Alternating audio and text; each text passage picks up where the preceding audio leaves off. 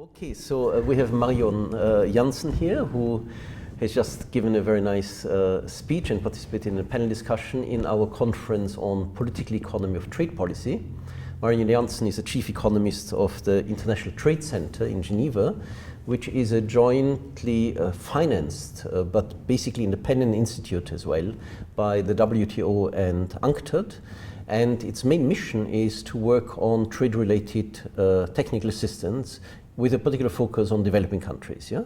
But of course, developing countries are also very much affected by what is going on in what we called over here mega regional trade policy arrangements, like the TTIP in the Pacific Ocean, the United States and Asian economies, and TTIP, which is the big transatlantic.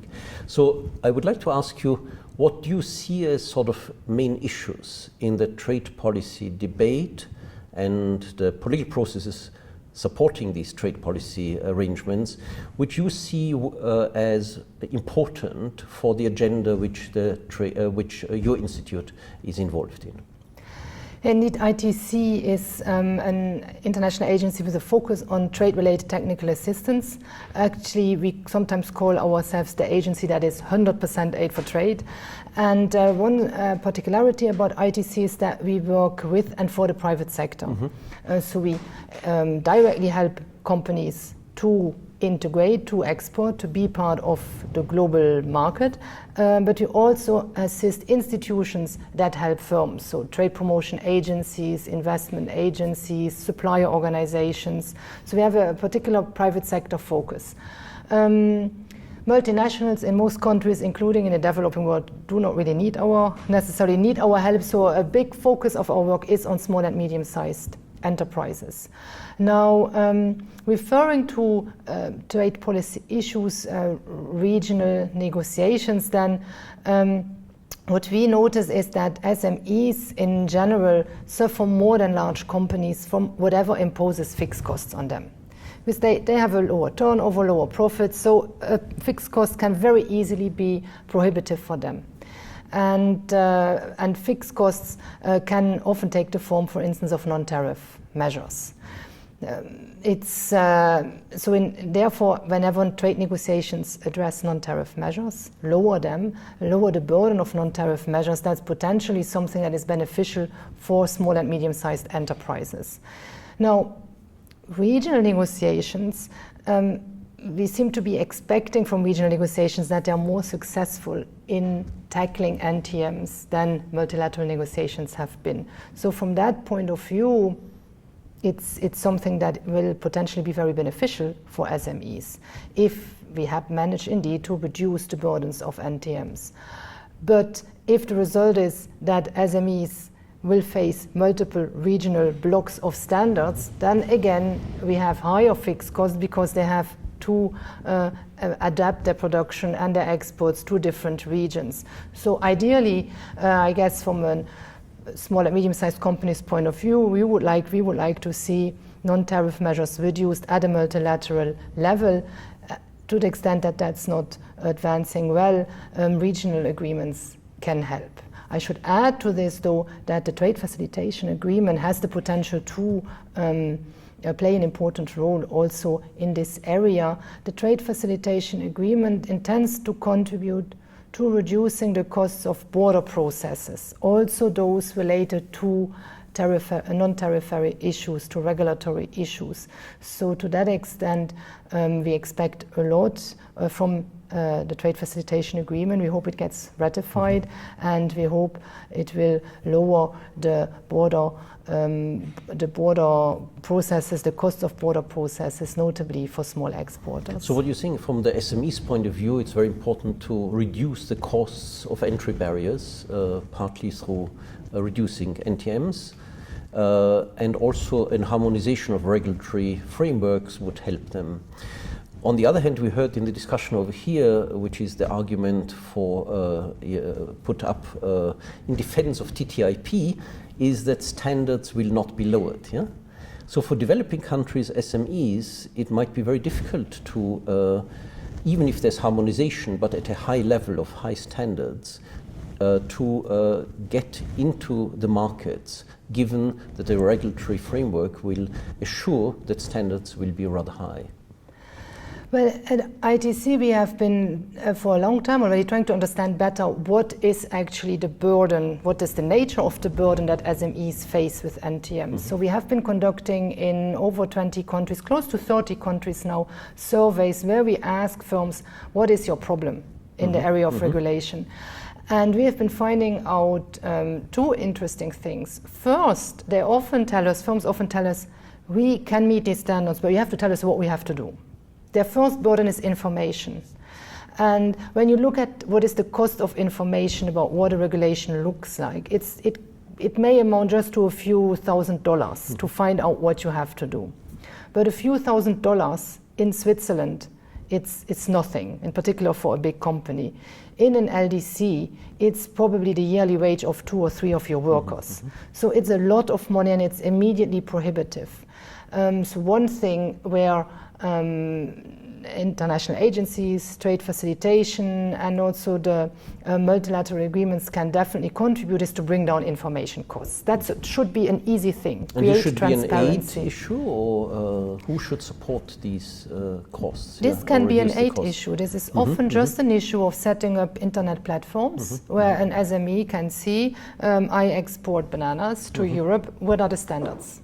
So one recommendation you would make, the realistic design, process now going on the world scale, on the world level, is that the powerful, or let's say potent, economic blocs have taken over the agenda away from the WTO and multilateral agreements, and they do things in terms of standards, regulatory frameworks which are appropriate for their development level.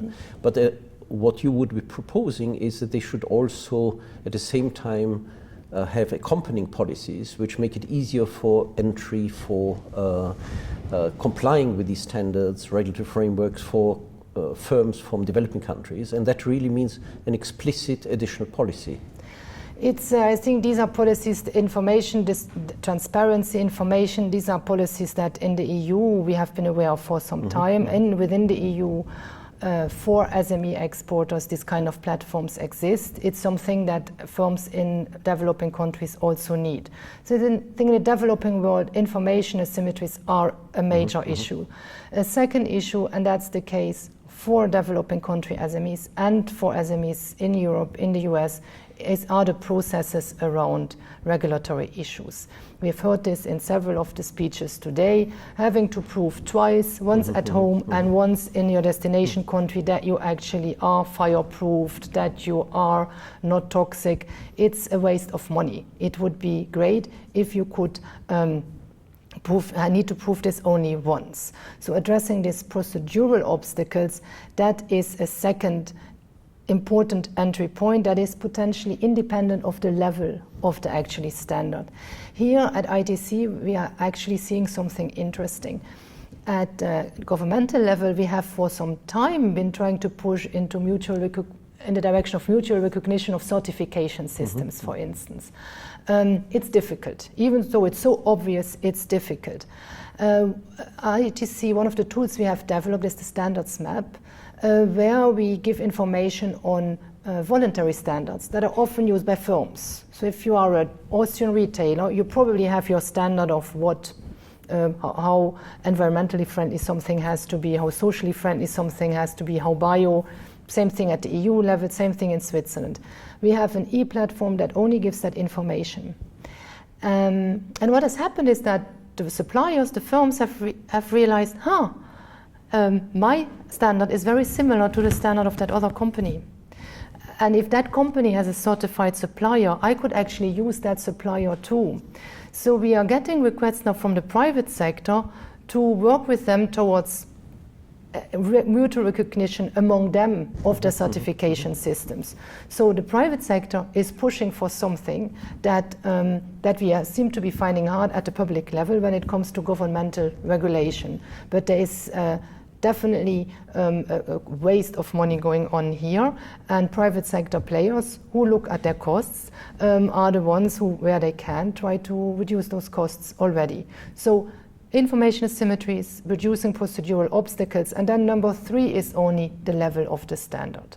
And indeed, there you do quite rightly mention, if standards are set only by industrialized countries, they may not be the ideal standards from a developing country point of view.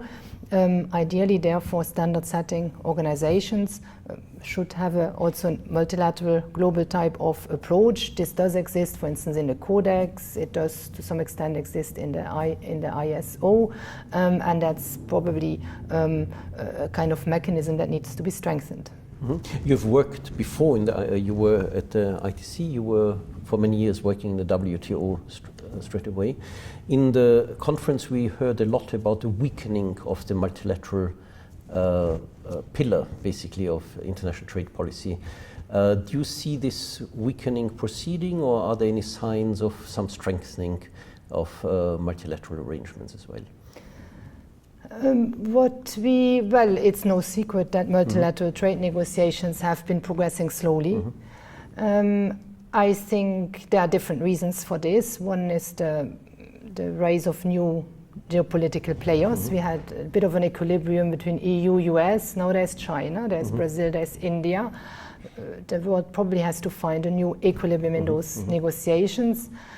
There have been accidents like the global financial crisis that definitely did not set the stage for further liberalization of whatever kind. Nevertheless, it has been possible in Bali to conclude the trade facilitation agreement, and I think members there wanted to set a signal that they do not want the global system, the multilateral system, to die. TFA was the necessary thing to have it survive. And it's there. And I think that was an important step for the WTO. The other thing that is definitely functioning in full speed is the dispute settlement system. It's quite a unique system to have a global dispute settlement approach that all the WTO members abide to, and it has been a system that has proven to be strong, adaptable, responsible, and that's functioning. And there's a lot of work right now. So, in spite of the development going very much in the direction of these mega regionalist trade arrangements, there's still a very important role for multilateral institutions, and it could be a sort of binding glue between these mega regionalist arrangements and the developing world. I expect, indeed, I like this word glue. The question is how that glue will continue to work. Will it just for some time be in the background and maybe stay in the background, or will it come back to the forefront? My personal view on this is that we'll see a period of regionals, mega regionals, and that at some stage this is going to lead to inefficiencies that the countries will want to resolve, and then we will go back to a multilateral type of system. It will, in the long run, not be efficient to build regional blocks. So thank you, Marion, for your insights into the trade policy agenda. Thank you very much.